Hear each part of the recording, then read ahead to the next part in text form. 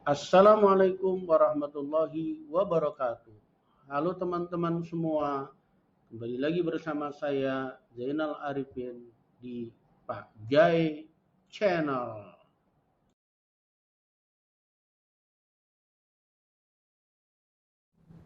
Assalamualaikum warahmatullahi wabarakatuh. Salam dan bahagia.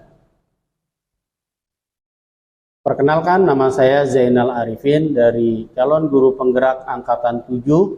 Pada kesempatan kali ini saya akan merefleksikan hasil wawancara yang saya lakukan kepada 3 kepala sekolah.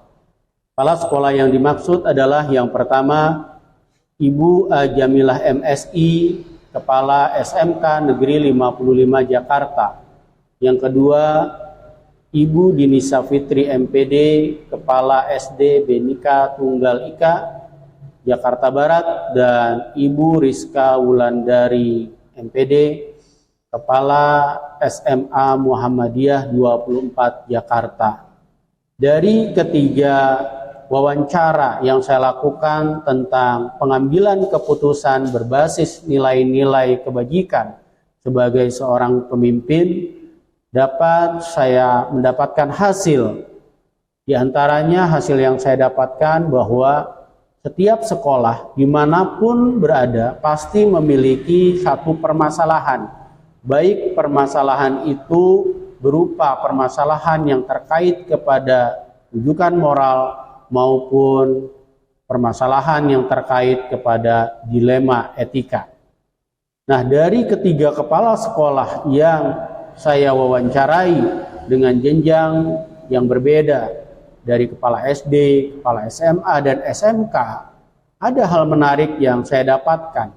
Yang pertama, hal menarik tersebut adalah saya mendapatkan pengalaman baru mewawancarai kepala sekolah dan menjadi lebih tahu bagaimana teknis atau cara-cara kepala sekolah dalam mengambil satu keputusan dari permasalahan yang terkait kepada bujukan moral maupun dilema etika. Kemudian ternyata dari kepala sekolah yang saya wawancarai, ada kepala sekolah yang kurang memahami di mana permasalahan ini apakah masuk ke dalam dilema etika atau permasalahan yang masuk ke dalam bujukan moral.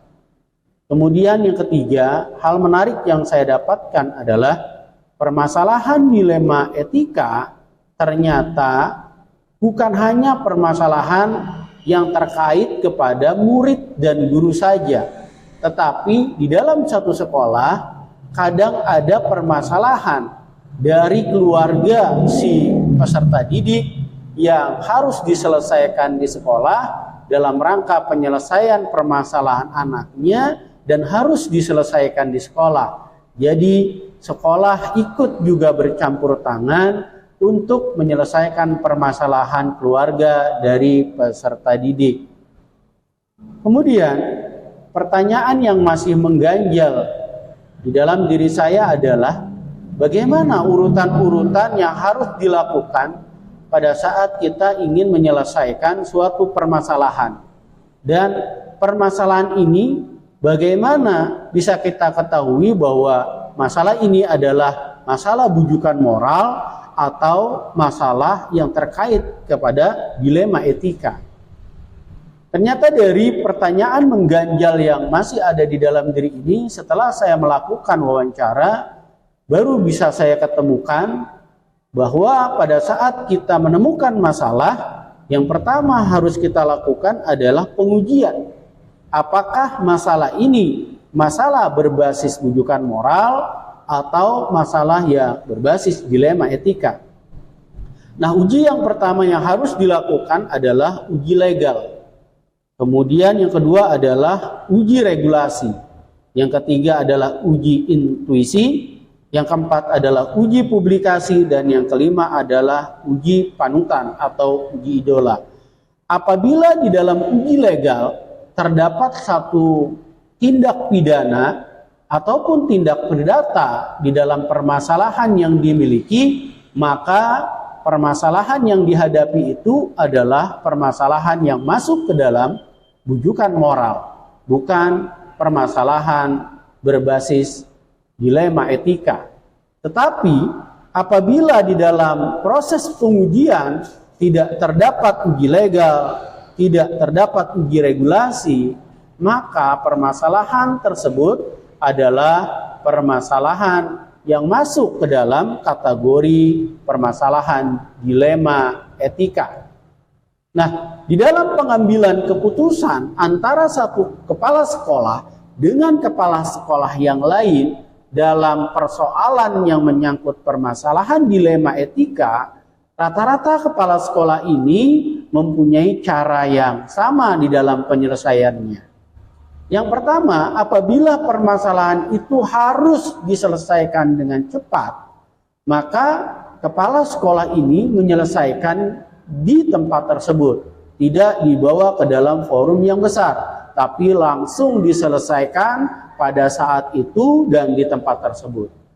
Tetapi apabila ada permasalahan dilema etika yang menyangkut permasalahan yang harus dibicarakan lebih dahulu dan prosesnya akan memakan waktu yang panjang, maka kepala sekolah yang pertama mengambil tindakan memanggil ke bidang-bidang terkait, memanggil pihak-pihak yang terkait di dalam permasalahan tersebut. Kemudian kepala sekolah merekap permasalahan itu, memikirkan, menimbang-nimbang. Setelah sudah menemukan satu data dan fakta yang dimiliki, kepala sekolah akan memanggil lagi pihak-pihak yang terkait untuk menyelesaikan permasalahan dilema etika ini.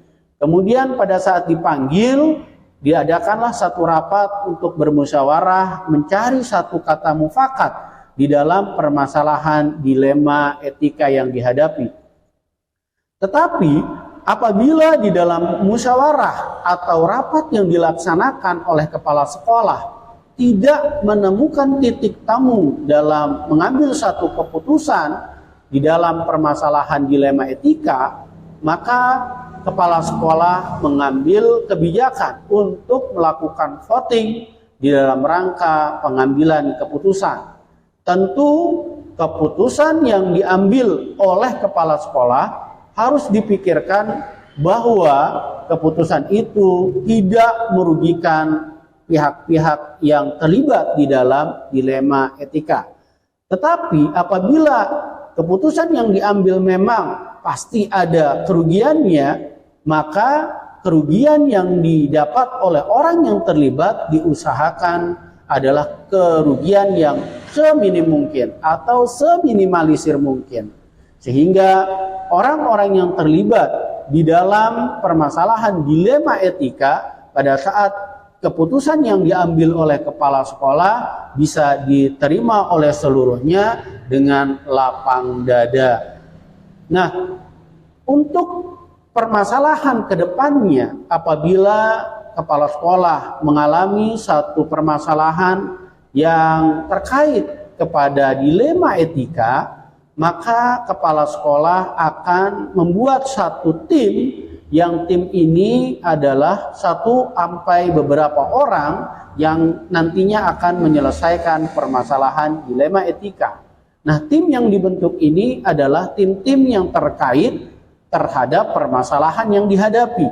Seperti contoh, apabila permasalahan yang dihadapi di dalam permasalahan dilema etika yaitu permasalahan sarana prasarana, maka tim yang ditunjuk oleh kepala sekolah untuk menangani masalah tersebut adalah wakil kepala sekolah bidang sarana prasarana dan staf yang ada di bawahnya. Begitu juga apabila masalah yang dihadapi di dalam permasalahan dilema etika adalah masalah kesiswaan, maka kepala sekolah akan menunjuk koordinatornya adalah wakil kepala sekolah bidang kesiswaan beserta tim yang ada di bawahnya. Sehingga pada saat masalah-masalah yang dihadapi oleh sekolah terkait masalah dilema etika, orang-orang yang terlibat untuk menyelesaikan permasalahan tersebut adalah orang-orang yang terpilih orang-orang yang mengerti di bidangnya, sehingga permasalahan yang dihadapi akan mudah untuk diselesaikan, dan pada saat masalah itu diberikan kepada ahlinya, tentu masalah-masalah yang dihadapi akan selesai dengan meminimalisir kerugian-kerugian yang ada. Begitu juga pada saat saya apabila di dalam proses pelaksanaan kegiatan tugas sebagai seorang guru menghadapi suatu masalah dilema etika, maka yang pertama yang akan saya lakukan adalah berkoordinasi dengan pihak-pihak terkait yang terlibat dalam permasalahan dilema etika yang saya hadapi. Apabila permasalahan dilema etika yang saya hadapi kemudian setelah dirundingkan dengan sekolah, di dalam satu sekolah tidak ada penyelesaian yang terbaik, saya akan berkoordinasi dengan rekan sejawat yang ada di sekolah lain yang mungkin mengalami permasalahan dilema etika yang saya hadapi. Kemudian saya menanyakan permasalahan yang saya hadapi kepada rekan sejawat tersebut, apakah mereka mempunyai jalan keluar yang terbaik dari permasalahan dilema etika yang saya hadapi. Kalau memang ternyata tidak juga menemukan, saya juga akan berusaha mencari di media sosial, baik itu YouTube, kemudian Instagram, Facebook, Twitter, WhatsApp. Adakah di sana permasalahan-permasalahan yang dihadapi oleh orang lain terkait permasalahan dilema etika yang saya hadapi pula? Kemudian di sana bagaimana tanggapan para netizen dalam rangka penyelesaian masalah tersebut. Tentu apabila permasalahan itu yang dihadapi ternyata netizen memilih poin yang A, maka saya akan mengikuti apa yang sudah dilakukan oleh para netizen. Sehingga yang saya buat ini disepakati oleh semua pihak. Itulah yang saya lakukan apabila saya mengalami dilema etika. Terima kasih atas perhatiannya, dan saya mohon maaf apabila dalam refleksi ini ada yang kurang. Wassalamualaikum warahmatullahi wabarakatuh. Salam dan bahagia.